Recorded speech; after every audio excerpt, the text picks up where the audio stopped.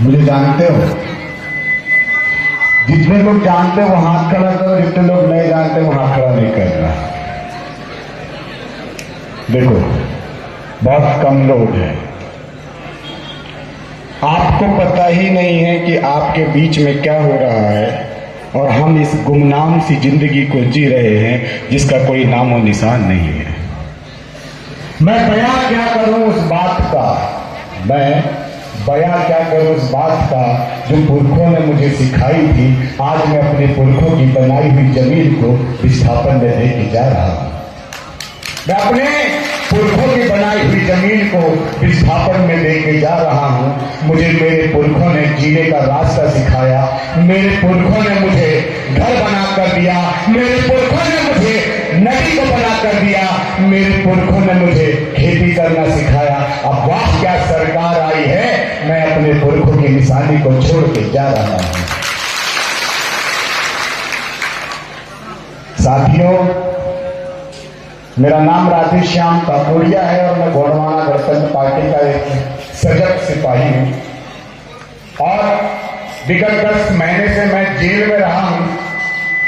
जिस तरह से आज भोपाल परियोजना, शायद आप लोग को जानकारी होगी, जिला कटनी और उमरिया के बीच में, जहां से 114 गांव विस्थापित होने वाले हैं, और उसी उमरिया जिले में बांधवगढ़ नेशनल पार्क जैसा एक भव्य जानवरों को पालने का एक पार्क बन रहा है, जहां से 132 गांव विस्थापित होने वाले हैं।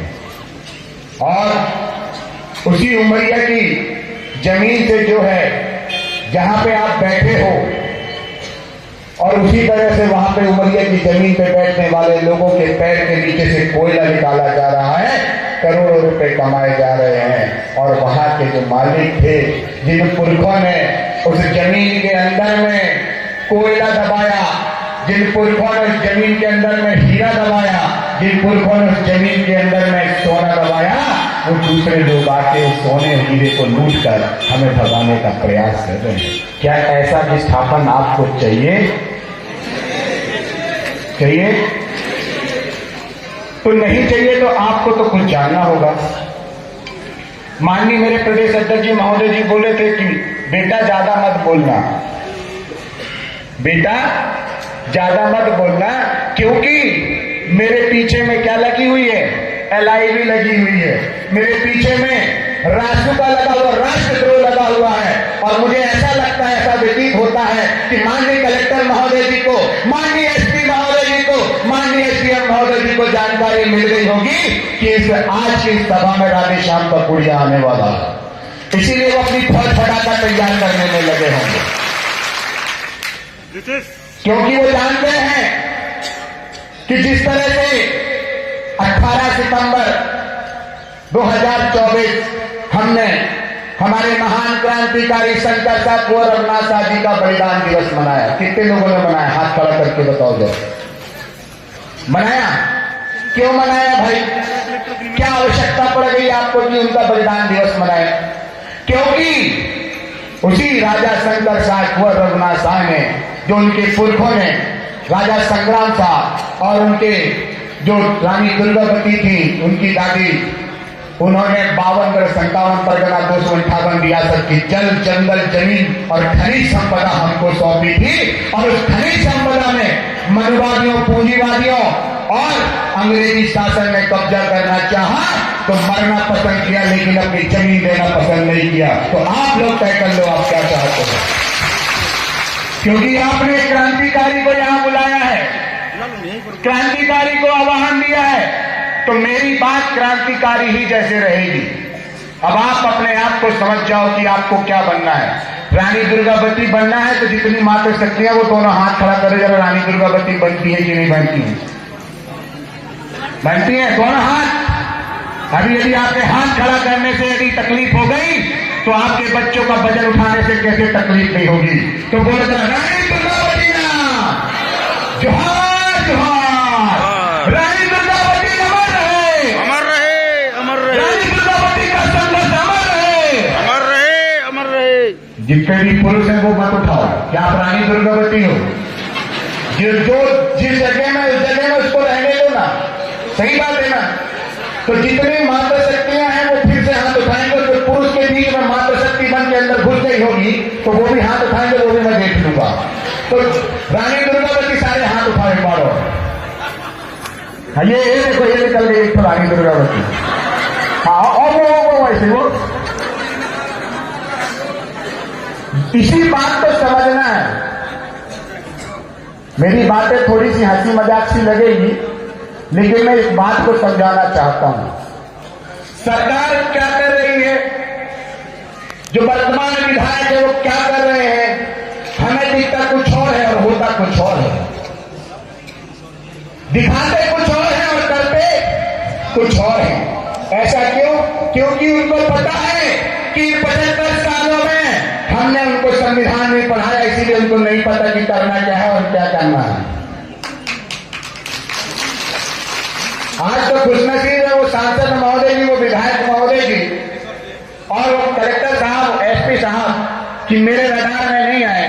मैं तो चाह रहा हूं कि आप आए, मैं आपसे थोड़ी बात तो करूं, गुफ्तगू तो हो जाए जिस मिलन की, जिस भारतीय संविधान की आप बात करते हैं, जिस मूल अधिकार की आप बात करते हैं, वो फंडामेंटल राइट्स की बात आप करते हैं। तो we are talking for the fundamental rights, what are you do?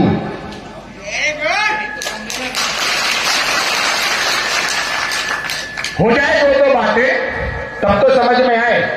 जैसे मेरे भाई साहब मरानी दादा बोल रहे थे कि 5वीं अनुसूची, पेशा अधिनियम और 13(3) का भारतीय संविधान की बुक रखी, लाना भैया जरा। मैं सारी बातें, यदि समय है मैं थोड़ी देर आपका समय ले सकता हूं, नहीं तो 5 मिनट में मैं बैठ जाऊंगा। ले सकते हैं? यदि समय देते हैं तो दोनों हाथ खड़ा करके ताली बजा दूंगा। बहुत बहुत धन्यवाद। अब मैं आपको थोड़ा सा मैं जानकारी इसीलिए देना चाह रहा हूं डीपली, क्योंकि आपको संघर्ष करना है। क्या करना है? संघर्ष करना है। दूसरा चीज कि हमें न्यायपालिका के विषय में ज्यादा जानकारी नहीं है, कार्यपालिका के विषय में ज्यादा जानकारी नहीं है और विधायिका के विषय में भी ज्यादा जानकारी नहीं है। इसीलिए बाबा साहब अम्बेडकर ने और तकरीबन एक अंतरिम टीम बनी थी, कमेटी बनी थी जिसने भारतीय संविधान बनाया। उसमें लगभग जो है 250 लोग थे। कितने लोग थे? 250 लोग। उन 250 लोगों ने इस क्षेत्र की स्थिति परिस्थिति और यहाँ के लोगों का रहन सहन सारा चीज को देखा, तब जाके बाबा साहब अम्बेडकर जी ने इतना बड़ा संविधान लिखा। आप लोगों के घर में है ये संविधान? है? ईमानदारी से हाथ खड़ा करना, किसके घर में है, किसके घर में नहीं है।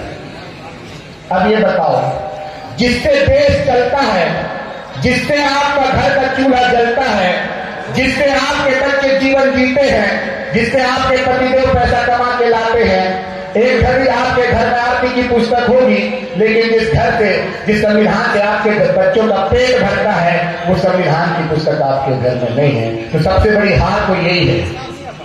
हमारी हार का कारण क्या है? कि हम अशिक्षित हैं। हमारी हार का कारण क्या है? कि हमारे जो विधायक हैं, सांसद हैं, जो हमारे सरपंच हैं, यहाँ पे जितने भी सरपंच बैठे हो, क्षमा करना भैया, मैं आपको भी बोल रहा हूँ, जो आप लोग यहाँ आ गए बहुत अच्छी बात है, आपको बधाई हो, शुक्रिया हो, शुभकामनाएं हो।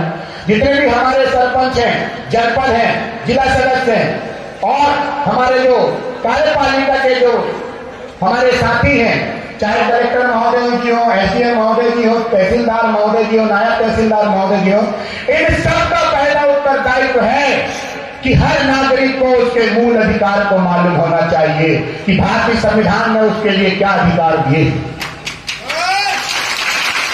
हमें हमारे अधिकार ही नहीं मालूम और हम उतर गए कहां पे? जंग लड़ने। कहां उतर गए? जंग लड़ने, जिसका परिणाम मैं 10 महीने जेल काट के आ रहा हूं। कितने महीने? मेरे सरकारी कर्मचारी भाई यदि आ गए हो, तहसीलदार महोदय जी, एसडीएम महोदय जी, आपसे निवेदन है कि कलेक्टर महोदय जी को भी यहाँ पे आमंत्रित कर देंगे, एसडीएम महोदय जी को आमंत्रित कर देंगे। तो आज हमारा किसान वर्ग, मजदूर वर्ग और देश को पालने वाला जो इस देश के दूसरे प्रधानमंत्री हुए, कौन से नंबर पे? क्या नाम है बताओ जरा?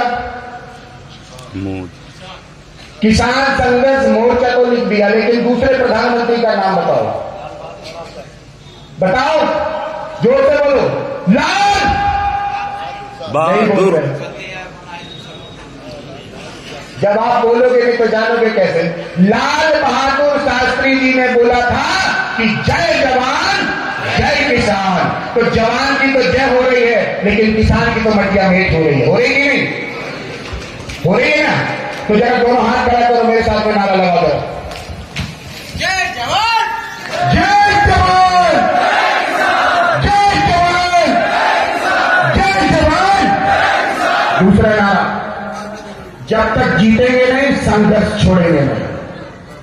ये राधेश्याम का कोड़िया का नारा है। बोलो, जब तक जीतेंगे नहीं। आवाज नहीं आ रही, संघर्ष नहीं करना चाहते क्या? थोड़ा जोर से आवाज लगा जरा। जब तक जीतेंगे नहीं, जब तक जीतेंगे नहीं। ये देखो, यहां के लोगों में ऊर्जा भराई, और पड़ोसी देश जो है ऊर्जा से विहीन है। तो ऐसे ही हो रहा है भाई। मैं तो संघर्ष कर रहा हूं कि मेरे को मुआवजा नहीं चाहिए। क्यों अध्यक्ष महोदय जी? जिस तरह से इन 32 सालों में गोंडवाना गणतंत्र पार्टी ने लगातार आपके बीच में आके संघर्ष किया, और उन चोरों ने जो है, नाम ले लूं क्या? बोल लूं? बोल लूं? तो उन चोरों ने, एक ने हमको कितने साल लूटा? 45 साल, और दूसरे ने 25 साल लूटा। ये ऐसे तो बड़े चोर हैं, चोर चोर मुसेरे भाई हैं। और इन दोनों मुसेरे भाई ने हमारी गर्दन को ऐसे मुसेटा कि हमको पता ही नहीं चला। और जो 32 साल से संघर्ष कर रहा है, आज भी संघर्ष कर रहा है आपके लिए, तो क्या आपको दिखता नहीं है? दिखता है कि नहीं? जिन्होंने 3 विधायक लाकर आपको वन अधिकार अधिनियम का पट्टा दिया, क्या इन्होंने कुछ दिया? दिया। क्या दिया? विस्थापन दिया। क्या दिया? नंबर 1 क्या दिया? विस्थापन। नंबर 2 गरीबी। नंबर 3 महंगाई। नंबर 4 फ्री का, मतलब भिखारी बना दिया। पार्टी का नहीं, राजनीतिक मंच नहीं है। पार्टी नाम लिया क्या पार्टी का? मैंने नहीं लिया ना भाई। मैं जिस घर से हूं वो घर तो जानना पड़ेगा ना भाई। मैं जिस घर से हूं घर का नाम तो लूंगा ना। गलत तो नहीं है ना? ठीक है। क्या दिया? बता दिया ना मैंने। अब आपके जेब से जीएसटी के माध्यम से क्या निकाल रहा है? पूरा पैसा निकाल रहा है। अरे मैं पूछना चाहता हूं कि मेरी जमीन में बांध बन रहा है। क्या बन रहा है? बांध बन रहा है। तो उसका ठेका हमको ले दो। 200 300 400 500 करोड़ का है, हम खुद बना लेंगे। क्या बोलते हो? अरे जब जमीन मेरी डूब रही है, योजना मेरे लिए बनी है, तो उसका पैसा मेरे घर में आएगा, तो मेरे बच्चे अच्छे स्कूल में पढ़ने जाएंगे। काम मेरे घर में हो रहा है, पड़ोसी आके काम करके पैसा कमा के जा रहा है, हम तो भिखारी बने हुए हैं। तो मैं यही बात आज कलेक्टर साहब से करना चाहूंगा, लेकिन आए नहीं है। सही है? यदि नहीं रोक पा रहे, बना ही रहे हो, तो उसका ठेका किसको मिलना चाहिए? क्या हमारे बीच में कोई ठेकेदार नहीं है क्या? है ना भाई? हम सरिया तो खरीद के ला सकते हैं ना। तो जो कितने करोड़ का योजना सर अध्यक्ष महोदय जी? कितना? 1400 करोड़। अरे भाई